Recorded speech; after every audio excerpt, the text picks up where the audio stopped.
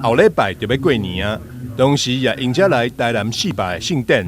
安平开台体育宫为2月3号到元宵节期间，准备了一系列精彩活动，要来邀请国内外朋友到阵来安平，感受热烈的过年气氛。今年伫这个2月初3，咱就这个安平灯会就要来启动了。啊，这个2月初3的这个同时呢，迄日下暗，啊有伫咱安逸桥的停车场遐，有来举办一个大型的妈祖团的这个演出，由咱棉花园孙翠凤亲身来主演。啊，希望大家若有缘会当共同来参观啊，这个妈祖团的这个演出。啊了后呢，咱2月初4，咱安平天后宫这个庙埕呢，有来写这个书法，啊来春联，然后送予咱的信众，啊大家若有需要的人会当共同来遮，咱的那个书法家拢会亲身来遮会好安尼。这是咱2月初4啊，足大一个活动。啊，上界重要就是讲，咱2月初8，咱今年呢，咱有一个妈祖灯安平的这个妈祖灯的起灯，啊，这就是要来带动咱安平在地的这个经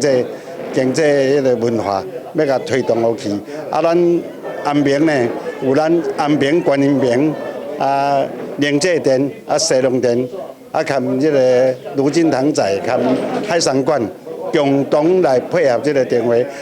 目前伫庙埕也正咧设置7彩平安桥，希望借由安平妈的加持，帮民众消灾解厄。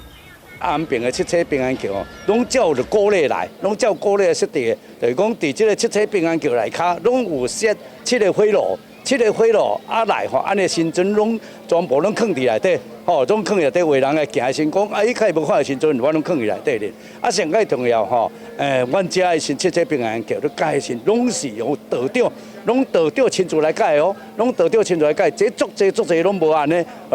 这是安平的特色。啊，所以希望讲过年初甲初5拢会当来安平行这个7彩平安桥。为带动地方的夜间经济，安平开台体育宫也延续了台湾灯会精彩，为2月8号到5月5号，结合了安平坐景庙宇，做伙举办开台佑民安平妈花灯，同款规划了一系列活动，就是要让大家感受到无同款的安平年节。记者张秀仪采访报道。